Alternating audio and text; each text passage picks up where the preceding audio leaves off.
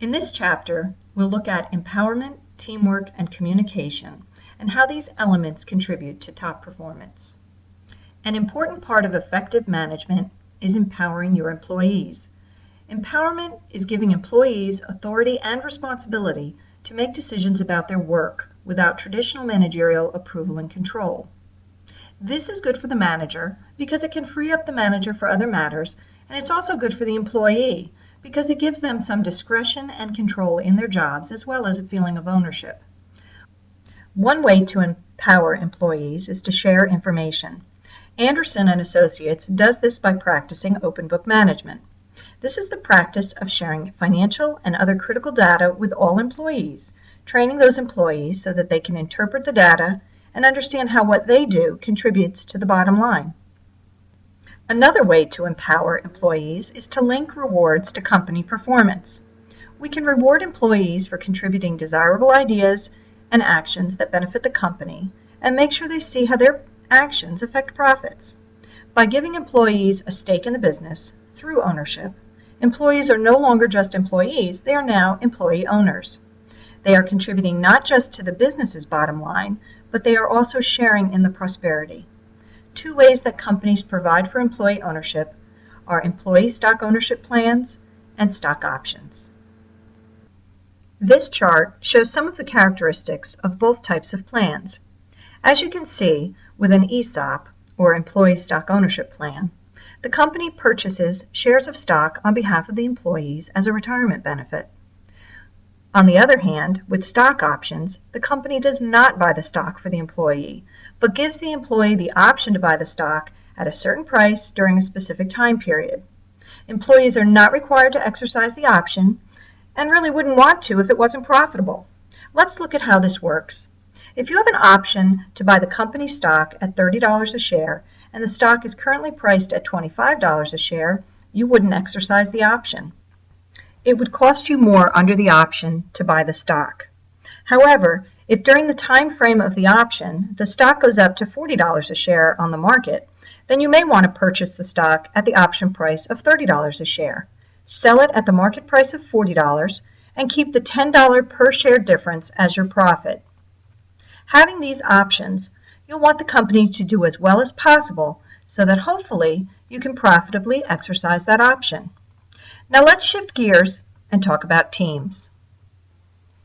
Businesses are finding that having employees work in teams can be highly effective in increasing performance. A team is a group of employees who are committed to a common purpose, approach, and set of performance goals. Teams can range in size from 2 to over 150 people, but research suggests that the most effective size is about 6 or 7. This is big enough to provide for enough diversity, yet small enough to allow members to communicate easily and feel part of a close-knit group. Diversity is important in a group. We want to see diversity in both age, gender, cultural backgrounds, work experience, and sometimes even length with the company. When someone's new to the company, they don't know about all the history and things that have been tried before. But if you have people that have been with the company for a long time, people that are relatively new, and people that are brand new to the company, you get different perspectives. Perhaps you get some perspectives of people that have worked at other firms and see how other things were done.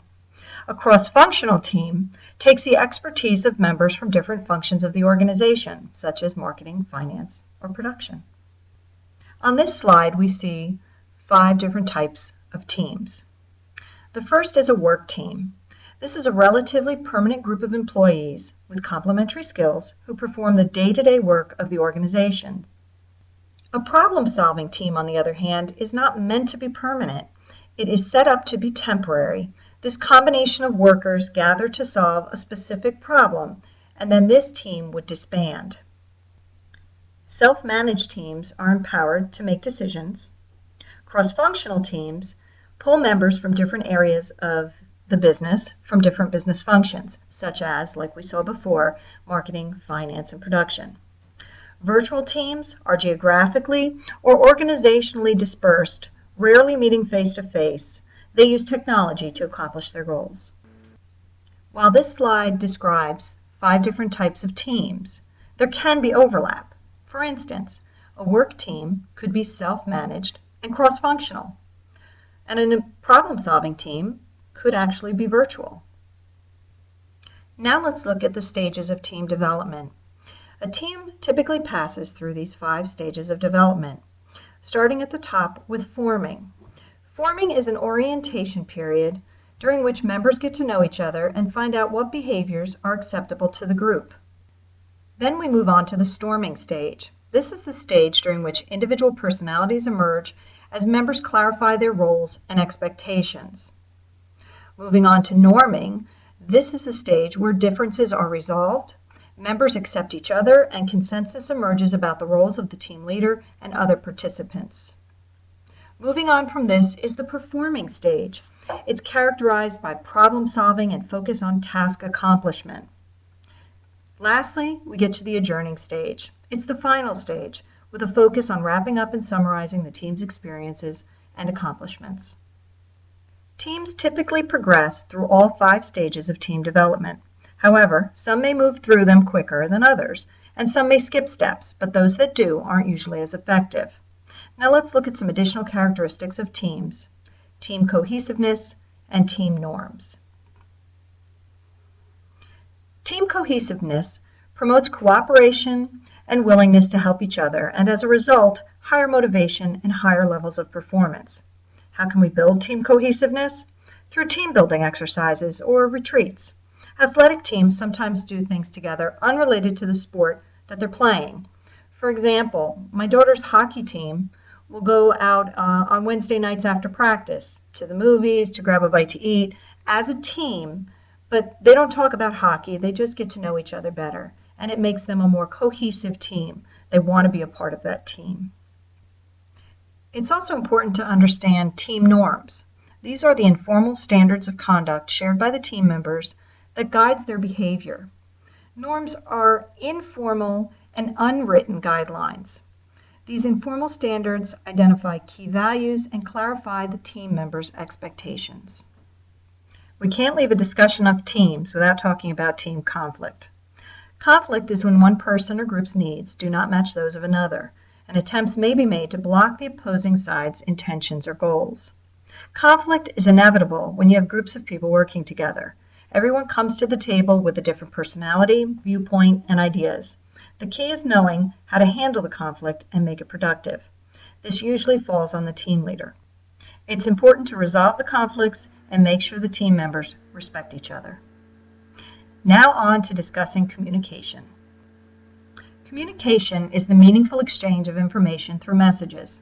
Communication skills are important throughout an organization. Managers spend an enormous amount of time communicating. Communications can happen over the phone, through email, individual conversations, or in meetings.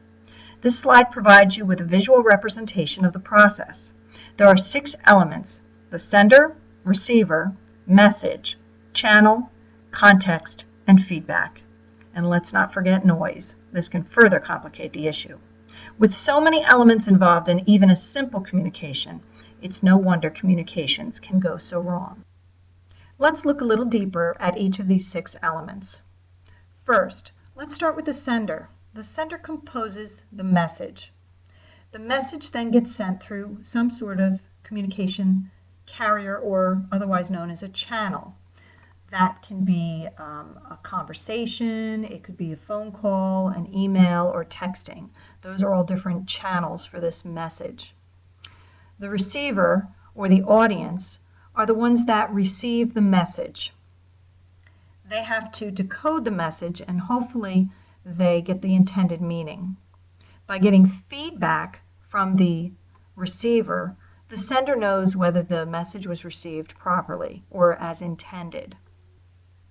Every communication takes place in some sort of context. For instance, if you're taking a class on campus and you're sitting in a nice, well-lit, quiet, temperature controlled classroom, your chances are much better that you're going to receive the communication properly. On the other hand, a very different context could be a lecture hall with 100 students. It's very hot, you can't hear. The chances are that that context is not going to be as conducive to the communication, as the other one. This slide shows us the different forms of communication.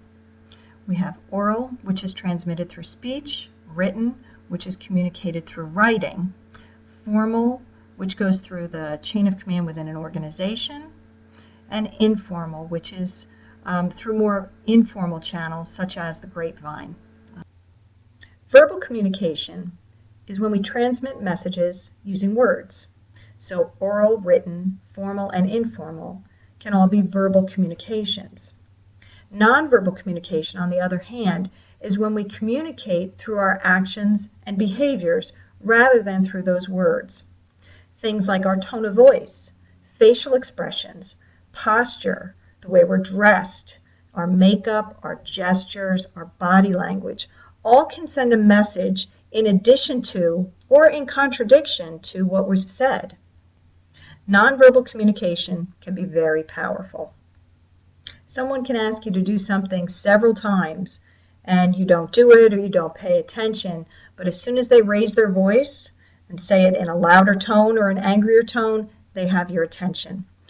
That nonverbal communication, the tone of voice, has conveyed the urgency of the communication. An important skill under oral communication is listening. This is the skill of receiving a message and interpreting its intended meaning by grasping the facts and the feelings that it conveys. There are different types of listening. There's cynical, offensive, polite, and active. Active listening requires involvement with the information and empathy with the speaker's situation. Active listening is considered the most effective form of listening. It's something that we should all strive to achieve. In addition to the nonverbal communication that was mentioned in a previous slide, personal space is also a way to convey meaning. As we can see on this slide, there's different zones that are considered a public zone, a social zone, personal, and intimate. If someone is in a professional capacity, but they're standing way too close to you and they're in that intimate zone, it can make you uncomfortable. So it's important to understand how people feel about their personal space if you want to send the correct message. Lastly, it's important to distinguish between internal and external communications. Internal communications, it's a system that sends messages through channels within an organization.